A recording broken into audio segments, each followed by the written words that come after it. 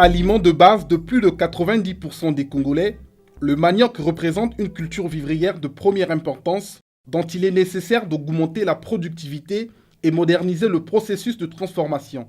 C'est dans ce cadre que l'Institut national de recherche agronomique, dont l'une des missions est d'assurer la formation permanente des producteurs agricoles, a organisé à Oyo du 17 au 19 juin 2020 un atelier de formation destiné aux producteurs de manioc des départements de la Cuvette Ouest et des Plateaux. Ouvrant les travaux de cet atelier, Jean-Claude Boukono, directeur de cabinet du ministre de la Recherche scientifique et de l'innovation technologique, a exhorté les participants à ne ménager aucun effort pour s'approprier les enseignements de cet atelier. Après avoir répondu favorablement aux appels des populations de la Lekoumou l'année dernière, Monsieur le ministre de la Recherche scientifique et de l'innovation technologique a instruit les responsables de l'Institut national de recherche agronomique de réunir cette année les producteurs. Je voudrais exhorter ici tous les participants à ne ménager aucun effort pour s'approprier les enseignements qui leur seront donnés, ceci pour leur contribution au développement de l'agriculture qui, comme personne ne l'ignore, a été retenu comme le principal pilier de la diversification de l'économie par son Excellence M. Denis Sassou Nguesso, président de la République. Dans son mot d'orientation, Dr Aaron Villa, directeur général de l'IRA, a remercié le gouvernement pour avoir créé les conditions afin que cette formation ait lieu malgré les contraintes socio-économiques dues à la pandémie du coronavirus. Aussi a-t-il rappelé que cet atelier vise à contribuer au renforcement permanent des capacités techniques des acteurs clés de la production de manioc, à savoir les producteurs et leurs encadreurs de base que sont les chefs de secteur agricole.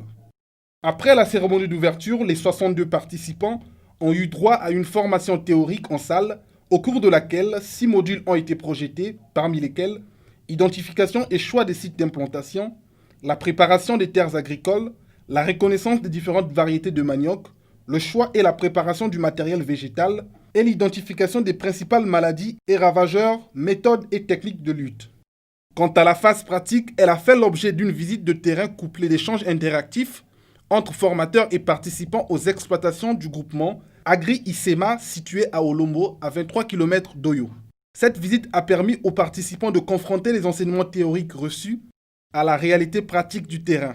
Nous avons retenu surtout le choix du matériel à mettre en place pour éviter les échecs.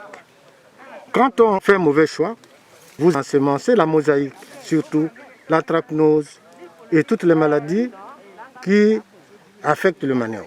L'IRA nous a amené les échantillons sains que nous allons faire nos parcs à bois. Et c'est ça qui remplit notre cœur de joie. Et prochainement, nos champs seront assainis à 100% grâce aux efforts fournis par l'IRA. Et je dis vraiment merci à la recherche scientifique. Au terme des travaux entre producteurs et formateurs, l'atelier a formulé des recommandations.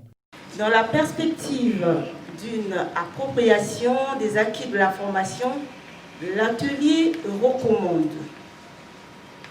à l'endroit des producteurs l'adoption des bonnes pratiques agricoles, notamment éviter les sols hydromorphes et acides pour l'implantation d'un champ de manioc, faire un bon choix et une bonne préparation du matériel de plantation. On pense aux boutures. Mettre en place des parcs à bois afin d'avoir des boutures saines. Respecter les itinéraires techniques. Réaliser le sarclage avant la maturité des mauvaises herbes et brûler hors des champs. Arracher et brûler les pieds affectés pour éviter les risques de contamination et de propagation des maladies.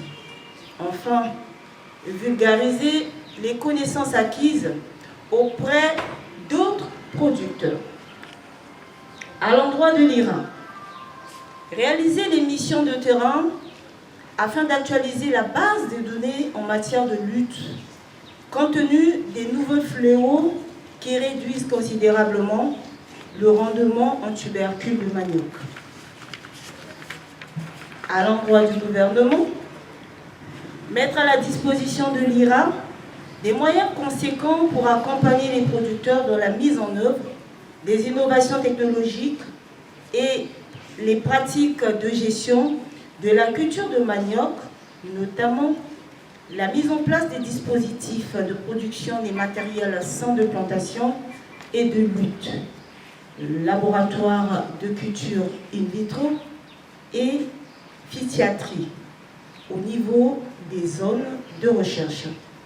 La mise en place des champs de multiplication primaire au niveau des secteurs agricoles. À l'issue des travaux, les participants ont bénéficié des attestations ainsi que des kits agricoles pour mieux exercer leur métier.